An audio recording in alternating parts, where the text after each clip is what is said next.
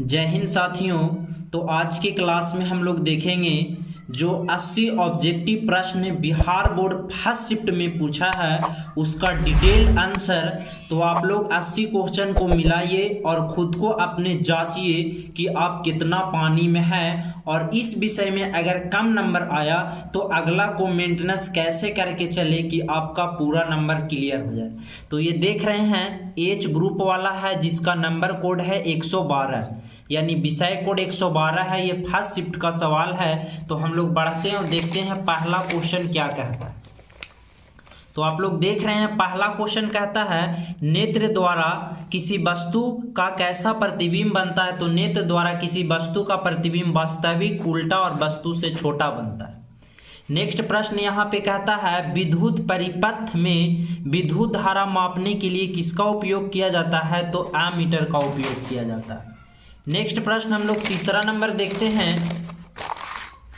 तीसरा प्रश्न कहता है निम्नलिखित में से विद्युत शक्ति का निरूपित नहीं किया जा सकता है। तो विद्युत शक्ति का जो निरूपित नहीं किया जा सकता है वो आंसर हो जाएगा IR²। नेक्स्ट प्रश्न हम लोग 4 नंबर देखेंगे। निम्नलिखित में से किसी वस्तु का प्रतिबिंब निम्नलिखित में से वस्तु का प्रतिबिंब वास्तविक बनता है। तो वास्तविक कौन सा दर्पण में बनता है? उत्तल दर्पण में। आगे हम लोग देखेंगे 5 नंबर सवाल क्या है। 5 नंबर सवाल में कहता है किसी बिंदु वस्तु के निकटतम किरण किस लेंस को अपवर्तित होकर जिस बिंदु पर मिलती है उसे क्या बोलेंगे। तो जिस बिंदु पर मिलती है उसे हम फोकस बोलते हैं। 5 के C हो जाएगा। छठा नंबर सवाल को हम इसी प्रकार से देखेंगे। कहता है फोटोग्राफी कैमरा अदृश्य में कौन सा लेंस का यूज किया जाता है। तो फोटोग्राफी में हम उत्तल लेंस का यूज करेंगे। 6 का आंसर क्या हो जाएगा? C वाला। आगे आते हैं हम लोग 7 नंबर प्रश्न देखते हैं। 7 नंबर प्रश्न कहता है किसी शब्दकोश में पाए गए छोटे अक्षरों पढ़ते समय हम कौन सा लेंस पसंद करेंगे। तो आंसर B हो जाएगा 50 सेंटीमीटर फोकस दूरी उत्तल लेंस। अगला हम लोग देखते हैं 8 नंबर प्रश्न क्या कहता है किसी गोलीय दर्पण की किसी पतले लेंस दोनों फोकस दूरियां -15 सेंटीमीटर है। तो यह किस प्रकार के लेंस होगा। तो इसका आंसर 8 का हो जाएगा, दोनों अवतल होगा। हम लोग 9 नंबर सवाल में बढ़ते हैं। कहता है बोल्ट बराबर होता है। तो बोल्ट बराबर होता है जूल बटा कूलाम, यानी B आंसर। आगे आते हैं हम लोग 10 नंबर सवाल में। 10 नंबर कहता है विद्युत आवेश प्रवाह को दर को हम लोग विद्युत धारा कहते हैं। क्या कहते हैं? विद्युत धारा। आगे आते हैं हम लोग 11 नंबर प्रश्न में क्या कहता है। 11 नंबर प्रश्न देखिएगा अच्छा से आप लोग। 11 नंबर प्रश्न निम्नलिखित में से कौन सा कथन सत्य है। तो आंसर होगा जूल बराबर कूलाम गुने बोल्ट, यानी B आंसर हो जाएगा। आगे आते हैं हम लोग 11 हो गया। 12 नंबर प्रश्न को देखते हैं। कहता है सिंगल बॉन्ड CHO अभिक्रियाशील समूह को क्या कहते हैं। तो कार्बोक्सिलिक समूह कहते हैं, यानी B आंसर हो जाएगा। आगे आते हैं हम लोग 13 नंबर प्रश्न को देखते हैं ध्यान से। कहता है एथेनॉल सांद्र H2SO4 को गर्म करने पर निम्नलिखित में से कौन सी गैस बनती है। तो आंसर हो जाएगा CH4। आगे आते हैं हम लोग 15 नंबर प्रश्न को देखते हैं। कहता जिंक ब्लेड निम्नलिखित में से किस धातु का अयस्क है। तो जिंक ब्लेड है जिंक का अयस्क है, यानी 14 का आंसर B हो जाएगा। 15 नंबर सवाल को हम लोग देखते हैं। कहता आवर्त सारणी में किसी आवर्त के तत्वों में कौन सा गुण सामान्य रहता है। तो परमाणु भार, यानी 15 का आंसर A हो जाएगा। 16 नंबर सवाल को हम लोग बढ़ते हैं फट से। कहता है निम्नलिखित में से CaO + H2O से बन रहा है CaOH का होल ट्वाइस 2। ये किस प्रकार के। तो इधर 2 गो है और 1 गो बन रहा है, यानी 2 गो से 1 गो बन रहा है। तो 2 गो से 1 गो बनेगा तो वो क्या कहलाएगा? संयोजन अभिक्रिया, यानी B वाला आंसर। ये वाला हम अपना सेट में पिछले जो क्लास में वीडियो डालते थे ये प्रश्न बताए थे। आगे बढ़ते हैं हम लोग 17 नंबर सवाल को देखते हैं। जल में घुलनशील भस्म क्या कहलाते। तो वो क्षार कहलाते, यानी क्षारक कहलाते। 17 का B हो जाएगा। 18 नंबर प्रश्न कहता है ध्यान से आप देखिएगा। कहता है सोडा एस का रासायनिक सूत्र क्या होता है। ये पैकेज में मेरा क्वेश्चन दिया हुआ था। सोडा एस का रासायनिक सूत्र होता है Na2CO3, यानी B वाला आंसर। आगे बढ़ते हैं हम लोग 19 नंबर सवाल। कहता है निम्नलिखित में से कौन सा विजातीय यौगिक है। 19 का हो जाएगा प्लास्टर ऑफ पेरिस, यानी B नंबर। 20 नंबर प्रश्न हम बार बार आप लोग के जब हम अपना वीडियो बताते रहते थे तो समझाते थे, ये बेकिंग सोडा, ये खाने वाला soda, bleaching powder, plaster of Paris एक सूत्र आता है और आ गया एग्जाम में, आज का एग्जाम में। तो बेकिंग सोडा का रासायनिक सूत्र होता है जिसका नाम है बेकिंग सोडा, बेकिंग सोडा जिसका सूत्र हो जाएगा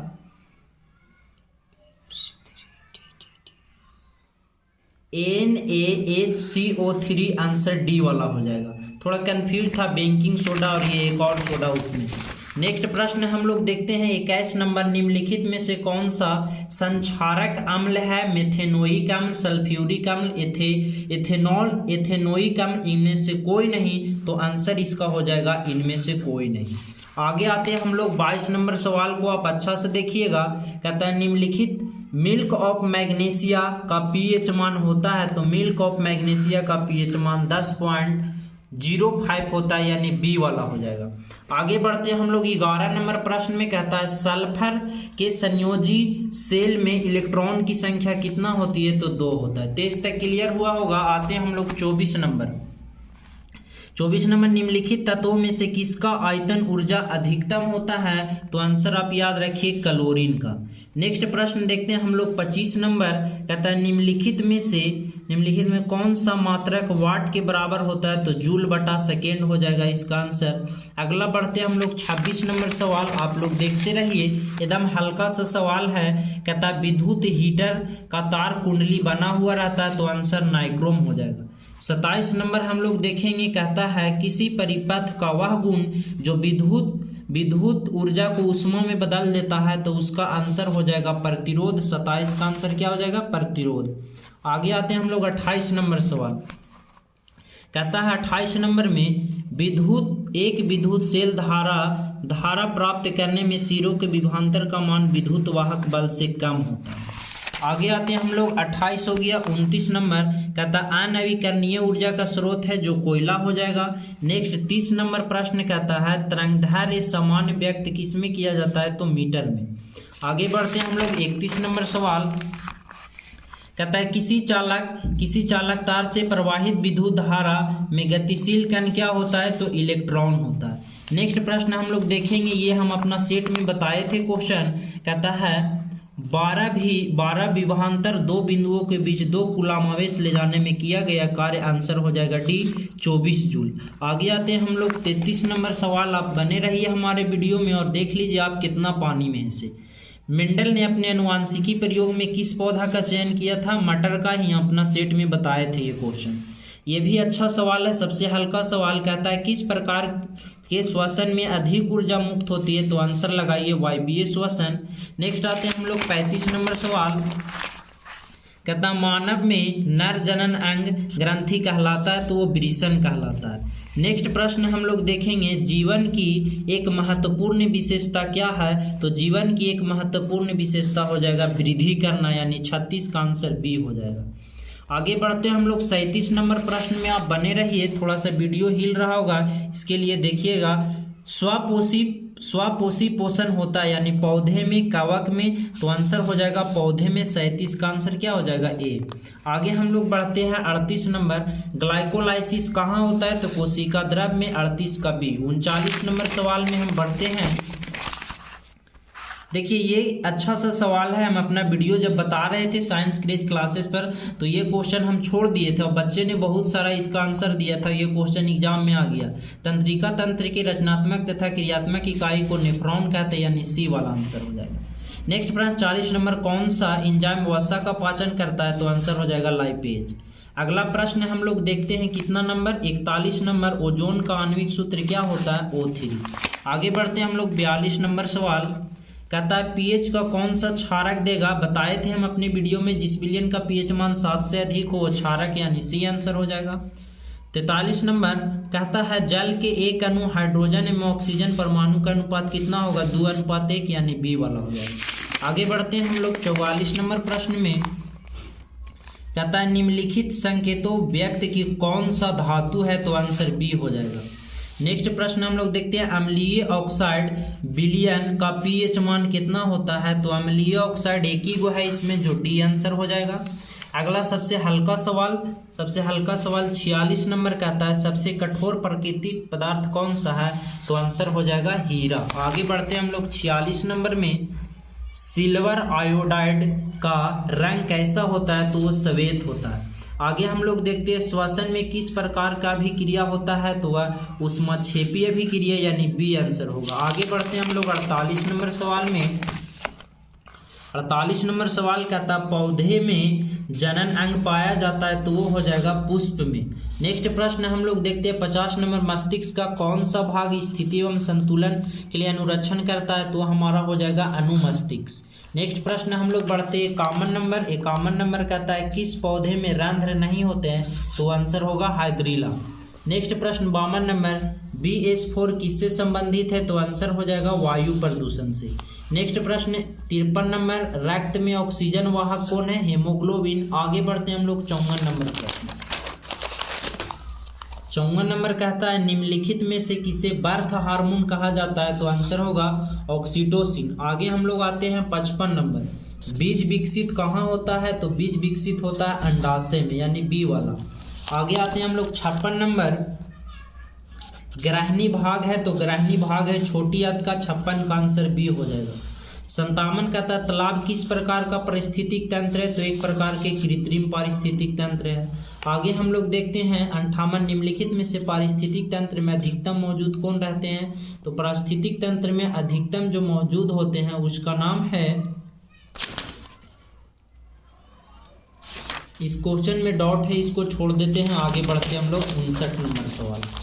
59 नंबर में कहता है जीवों की उत्पत्ति के से पहले पृथ्वी पर क्या नहीं था, तो ये ऑक्सीजन नहीं था। आगे आते हैं, ये क्वेश्चन हम अपना वीडियो में बताए हैं। भारत में उत्पादित प्रतिवर्ती धारा विद्युत की आवृत्ति 50 हर्ट्ज होता है। आगे आते हैं हम लोग 61 नंबर सवाल, ये भी हम अपने वीडियो में क्वेश्चन बताएं। 1 माइक्रो एम्पियर बराबर 10⁻⁻6 एंगस्ट्रम। आगे ये भी बताए हैं नरौरा नाभिकीय विद्युत संयंत्र किस राज्य में, तो नरौरा यूपी में। आगे बढ़ते हैं हम लोग 63 नंबर सवाल में। आप बने रहिए हमारे वीडियो के साथ। कहता स्पेक्ट्रम प्राप्त करने के लिए किसका उपयोग किया जाता है, तो आंसर लगाइएगा प्रिज्म का। नेक्स्ट कहता उत्तल लेंस द्वारा आवर्धित काल्पनिक प्रतिबिंब कहाँ बनता है, तो फोकस और लेंस के बीच यानी बी वाला आंसर। आगे बढ़ते हैं हम लोग 65 नंबर सवाल। आप बने रहिए वीडियो में। कहता आवर्त सारणी के प्रथम आवर्त में वर्गों की संख्या 2 होता है। 66 नंबर में निम्नलिखित में से किसका इलेक्ट्रॉन बाहर सबसे आसान होता है, तो एम हो जाएगा। नेक्स्ट कहता है द्वितीय आवर्त में तत्वों की सेल की कितना, तो प्रथम आप लोग जानते हो KL, तो बी हो जाएगा। 67 नंबर सवाल कहता है 68 नंबर, संतृप्त हाइड्रोकार्बन के सदस्य है, तो आंसर हो जाएगा एल्केन CnH2n+2। नेक्स्ट आते हैं हम लोग 69 नंबर सवाल में। मेंडली द्वारा छोड़े गए आवर्त सारणी की स्थिति निम्नलिखित में से कौन सा पत्ती स्थापित करता है, गैलियम, फास्फोरस, ऑक्सीजन, सिलिकॉन। इसमें डॉट है, छोड़ देते हैं। 70 नंबर सवाल को देखते हैं। आवर्त सारणी में प्रत्येक आवर्त अंतिम सदस्य एक निष्क्रिय धातु है। 71 नंबर, निम्नलिखित में से 2 सेल और 2 इलेक्ट्रॉनों को पूर्व भरे वो क्या कौन सा हो जाएगा, तो वो सोडियम हो जाएगा। 71 का डी आंसर। 72 नंबर सवाल में देखते हैं हम लोग 72 नंबर कहता है निम्नलिखित में से कौन सा सबसे अधिक अभिक्रियाशील धातु है, तो आप बताइए। 72 का जो आंसर हो जाएगा वो बी वाला हो जाएगा। 72 का आंसर क्लोरीन। नेक्स्ट हम लोग आते हैं 73 नंबर, कॉर्पस ल्यूटियम से कौन सा हार्मोन स्रावित होता है, तो कॉर्पस ल्यूटियम से प्रोजेस्टेरोन हार्मोन स्रावित होता है, बी आंसर। आगे आते हैं हम लोग 74 नंबर, पारिस्थितिक तंत्र में ऊर्जा का स्रोत कौन है, तो आप बताइए सूर्य का प्रकाश। अगला हम लोग देखते हैं, कहता है मानव का विकास अफ्रीका से हुआ, यानी 75 का बी आंसर। आगे हम लोग आते हैं 76 नंबर, कहता है निम्नलिखित में से कौन सा लैंगिक जनन होता है, तो एड्स और सूजक दोनों है, यानी डी आंसर हो जाएगा। नेक्स्ट आता है, कहता है मानव का गुद्दे का आकार कैसा होता है, गोलाकार, आयताकार, यानी कहता है the space of the human kidney, तो ये होता है सीम का बीज का आकार, यानी सी वाला आंसर। नेक्स्ट प्रश्न हम लोग देखेंगे 78 नंबर, किशोरावस्था में होने वाली शारीरिक परिवर्तन कौन सा हो जाएगा, तो आंसर डी वाला, इनमें से सभी। नेक्स्ट कहता है यौन परिवर्तन की अवधि को क्या कहलाता है, तो वह कहलाएगा यौन आरंभ यानी बी आंसर। और लास्ट क्वेश्चन 80 नंबर, सबसे हल्का सवाल, ओजोन परत के हादसे का सबसे प्रमुख गैस कौन है, तो ये हो जाएगा आंसर CFC क्लोरोफ्लोरोकार्बन।